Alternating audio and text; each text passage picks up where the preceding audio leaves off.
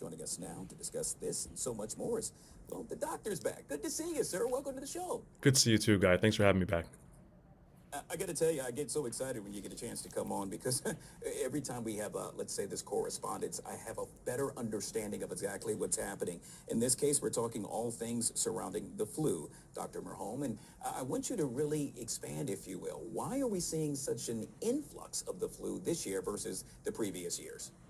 Yeah, Guy, this is something pretty historic. We're seeing numbers that are at an all time high for the last 15 years. We're now at a point actually where 8% of all healthcare visits around the country are related to respiratory illnesses like the flu.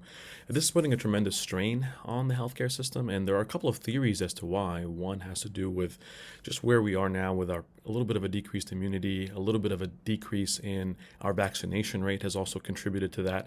So that's something we're keeping a close eye on as well when we're seeing that decline in flu vaccines. So, Dr. Merholm, yet again, how effective is this year's flu vaccine compared to, yet again, the years of past? And is it too late for people to get vaccinated?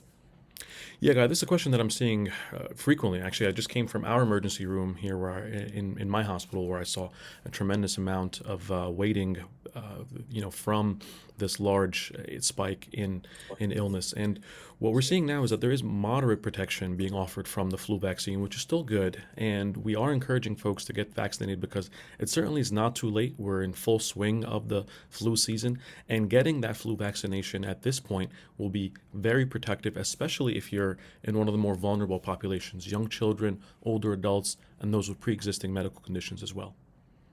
Dr. Merholm, what are some of the symptoms that folks should be looking out for? Yeah, it's very important at this point to be looking at if you have high fever, body aches, cough, sore throat, fatigue, headache. Those are some things that you want to be mindful of if you're beginning to experience that for a day or two.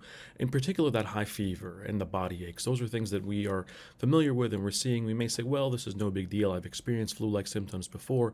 But the difficulty here is that either if we have folks around us who have a vulnerable background, a pre-existing medical condition, or how this can spread quickly to those who are vulnerable as well. That's something that we want to be particularly keeping attention to. Yeah. Well, Dr. Merholm, it's no secret. Obviously, if one is suffering from the flu, 9 times out of 10, they may very well end up at a hospital. And with that being said, I'm curious, how are flu cases really affecting hospitals and healthcare workers? Yeah, Guy, this is the part that we're seeing the most here. As I mentioned, I was just in our own emergency room, and we're seeing around 24 million flu cases right now, 310,000 hospitalizations, and over 13,000 deaths. And this is something that the public may not always associate. We always think of flu being a mild illness that doesn't really impact us too much. But you got to think about the fact that there is a vulnerability underlying there, both as putting a strain on the medical system overall. If you think about just a longer time in the ER because more people have the flu or RSV or other flu-like symptoms, and then additionally, how this can really hurt you if you're medically compromised or if your immune system is not in a place where it should be. So we are seeing these historic numbers, in particular in New York, California, Texas, and Florida. Those are some of the hardest hit states around the country. Now, with that being said, the next question has to be, who is most at risk? I know we have a lot of parents watching, and yes, they too are concerned, but what about their children?